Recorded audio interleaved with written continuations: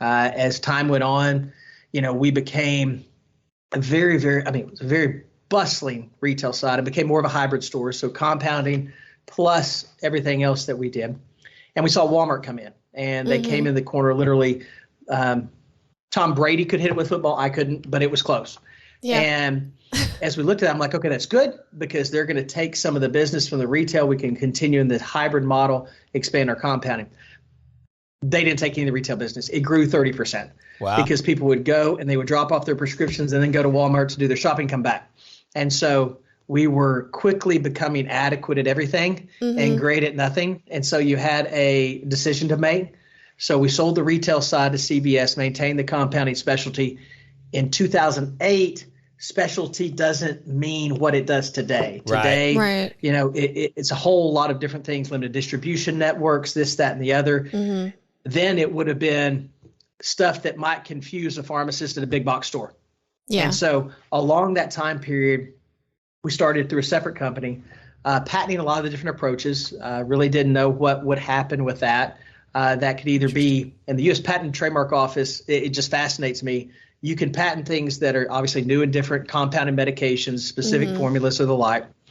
But you also could go through a venue of if Bill is out there and he's the investigator, they look at and go, Mr. Ray, is this something that someone skilled in the art of pharmacy would go, this is intuitive? Or can you have a commercially available medication used in a new and unique way? For example, we have done some studies and different things associated with Levofloxacin oral solution applied to the skin. Works great to treat infections topically. That's not intuitive. We have a patent associated with that. Interesting. Itraconazole oral solution intended to take orally. You have to worry about liver function tests, a host of different things. Guess what? It works phenomenally on a host of different fungi used topically. Again, not intuitive. And so at the time, it was... I thought that we were really good at pharmacy. We were a beneficiary of a favorable work environment. It was, you hit submit. It was a Jerry Maguire moment. You had me at hello. Claims went through. Right. You just did. And as time went on, we recognized that fact. Fast forward today, we've got about 55 issued patents around a host of different things. Probably will double. And those are all medication patents? Yes, correct. Okay. And so what we found at the time, like I said, it's truly a God thing because we really didn't see the path for CMPD, our licensing side at the time.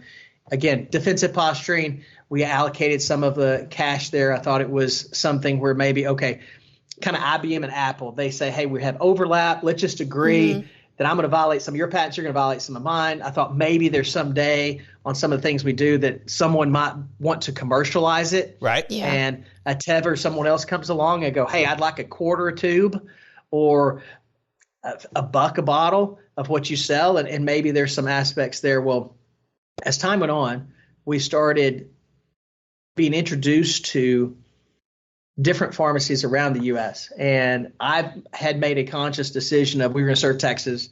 The governor comes here. The attorney general comes here. I know everybody. Texas is not small. It's not like we're in Montana.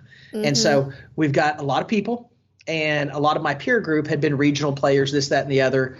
That sounded attractive to a time. We actually jumped for a short period of time, about 6 months, to New York, New Jersey, probably a decade plus ago when regulations weren't as challenging. Yep. My OCD was going nuts because I don't know their board. I don't know their governor. I didn't know everybody. So it was a brief dalliance.